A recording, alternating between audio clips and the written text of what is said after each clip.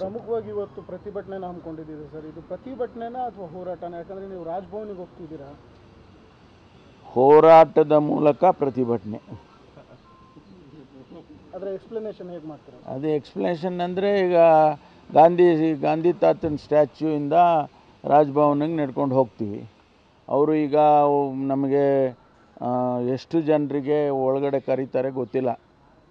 ನನಗೆ ಬಂದ ಮಾಹಿತಿ ಪ್ರಕಾರ ನಾವೆಲ್ಲರನ್ನೂ ಕರಿಬೇಕು ಅಂತ ಕೇಳ್ಕೊಂಡಿದ್ದೀವಿ. ಕರಿಬೋದು, ಬಹುಶಃ ಕರೆದು ಆಡಿಯನ್ಸ್ ಕೊಡ್ಬೋದು ಗವರ್ನರು. ಏನು ರಿಕ್ವೆಸ್ಟ್ ಮಾಡ್ತೀವಿ? ನಾವು ಈಗ ಕುಮಾರಸ್ವಾಮಿ ಅವ್ರದ್ದು, ಶಶಿಕಲಾ ಜೊಲ್ಲೆದು, ನಮ್ಮ ಜನಾರ್ದನ್ ರೆಡ್ಡಿ ಅವ್ರದ್ದು, ನಿರಾಣಿ ಅವ್ರದ್ದು, ಇವ್ರದ್ದೆಲ್ಲ ನೀವು ವರ್ಷಾನುಗಟ್ಟಲೆ ಯಾಕೆ ಇಟ್ಕೊಂಡಿದ್ದೀರಾ? ಅದಕ್ಕೆ ನೀವು ಪರ್ಮಿಷನ್ ಕೊಡಿ ಪ್ರಾಸಿಕ್ಯೂಷನ್ಗೆ ಅಂತ ಕೇಳ್ತೀವಿ. ನಮ್ಮದನ್ನು ನೀವು ಈಗಾಗಲೇ ಕೋರ್ಟಲ್ಲಿ ನಡೀತಾ ಇರೋದ್ರಿಂದ ನಾವು ಏನೇ ಡಿಮ್ಯಾಂಡ್ ಮಾಡೋದಕ್ಕೂ ಕಷ್ಟ ಆಗುತ್ತೆ. ಯಾಕೆಂದರೆ ಅದು ಮಾನ್ಯ ಸಿದ್ದರಾಮಯ್ಯನವ್ರದ್ದು ಇವತ್ತು ನಡೆಯುತ್ತೆ, ಇವತ್ತು ಕೂಡ ಮುಂದುವರೆದಿದೆ. ಆದ್ದರಿಂದ ಅಲ್ಲಿ ಸಬ್ಜುಡಿಸ್ ಆಗ್ತದೆ ನಾವೇನಾದರೂ ಕೂಡ ಮಾತನಾಡೋದಕ್ಕೆ ಹೋದರೆ. ಅದರಿಂದ ಅದಕ್ಕಿಂತ ಇದು ಮುಖ್ಯ. ಇದು ಪ್ರಾಸಿಕ್ಯೂಷನ್ ಆಸ್ಪಿರೆಂಟ್ಸ್ಗಳಿದ್ದಾರೆ, ಅವ್ರಿಗೆ ಕೂಡ ಆಸೆ ಇದೆ. ಯಾರೂ ಕೂಡ ರಾಜಕೀಯದಲ್ಲಿ ಸಂತರಲ್ಲ, ಹಾಗಾಗಿ ಮುಖ್ಯಮಂತ್ರಿ ಸ್ಥಾನದ ಮೇಲೆ ಕಣ್ಣಿರುವಂಥವ್ರು ಸಾಕಷ್ಟು ಜನ ಇದ್ದಾರೆ. ಹಾಗಾಗಿ ಅವಕಾಶಕ್ಕೆ ಕಾಯ್ತಿದ್ದಾರೆ ಅಂತ ಹೇಳಲಾಗ್ತಿದೆ ಸರ್. ಸರ್ ಗೊತ್ತಿಲ್ಲ, ಆ ಪ್ರಶ್ನೆ ಏನು ಬರೋದೇ ಇಲ್ವಲ್ಲ. ಈಗ ಮುಖ್ಯಮಂತ್ರಿಗಳು ಪ್ರಶ್ನೆ ಈಗ ಬದಲಾಯಿಸೋದಾಗಲಿ ಅಥವಾ ಬೇರೆಯವ್ರು ಮಾತಾಡೋದಾಗಲಿ ಆ ಪ್ರಶ್ನೆನೇ ಬರೋದಿಲ್ಲ. ನಾವು ಈಗ ಸಿದ್ದರಾಮಯ್ಯನವರು ರಾಜೀನಾಮೆ ಕೊಡೋದಿಲ್ಲ, ನಾವು ಯಾತಕ್ಕೆ ರಾಜೀನಾಮೆ ಕೊಡಬೇಕು ಅಂತ ನಾವೆಲ್ಲರೂ ಹೇಳ್ತಾ ಇರುವಾಗ ಆ ಪ್ರಶ್ನೆ ಎಲ್ಲಿ ಬರುತ್ತೆ? ಅಕಸ್ಮಾತ್ ನಿಮ್ಮ ಪಕ್ಷ ಆ ತೀರ್ಮಾನ ತಗೊಂಡ್ರೆ ಅಕಸ್ಮಾತ್ ಪ್ರಶ್ನೆ ಬರೋದೇ ಇಲ್ಲ. ಅಕಸ್ಮಾತ್ ಪ್ರಶ್ನೆ ಬರೋದೇ ಇಲ್ಲ. ಅಕಸ್ಮಾತ್ ಪ್ರಶ್ನೆ ಬರೋದೇ ಇಲ್ಲ. ಬರೋಲ್ಲ ಅಂದರೆ ಇನ್ನೇನು ಬರುತ್ತೆ?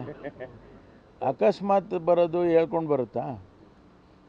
ನಿಮಗೆ ಚೆನ್ನಾಗಿ ಗೊತ್ತು ಸರ್, ಯಾಕಂದರೆ ಪಕ್ಷದಲ್ಲಿ ಸಾಕಷ್ಟು ಹಿರಿಯರು ನೀವು. ನಾನು ಇರ್ಬೋದು, ಬಟ್ ಇವೆಲ್ಲ ಅಕಸ್ಮಾತ್ತಾಗಿ ಬರೋಲ್ಲ ಇವೆಲ್ಲ. ಹಾಂ, KS ಪರೀಕ್ಷೆ ಕ್ವಶನ್ಸ್ ಅಲ್ಲಿ ತರ್ಜುಮೆ ಮಾಡಿದ ಸಾಕಷ್ಟು ಸಮಸ್ಯೆ ಇದೆ ಅಂತ. ಯಾಕಂತ ಹೇಳಿದ್ರೆ ಇಂಗ್ಲೀಷಿಂದ ಕನ್ನಡಕ್ಕೆ ಮಾಡ್ತಾರೆ, ಆ ಕ್ವಶನ್ಸ್ ಅರ್ಥ ಆಗಲ್ಲ. ಕನ್ನಡ ಮೀಡಿಯಂದವರು ಏನು ತುಂಬ ಸಮಸ್ಯೆ ಅನುಭವಿಸ್ತಾ ಇದ್ದಾರೆ. ಎಲ್ಲ ಪರೀಕ್ಷೆಗಳು ಹಾಗೆ ಆಗುತ್ತೆ. ಅದು ಯಾಕೆ ಸರ್ ತರ್ಜುಮೆ? ಗೊತ್ತಿಲ್ಲ ನನಗೆ, ಅದ್ರ ಬಗ್ಗೆ ನನಗೆ ಮಾಹಿತಿ ಇಲ್ಲ.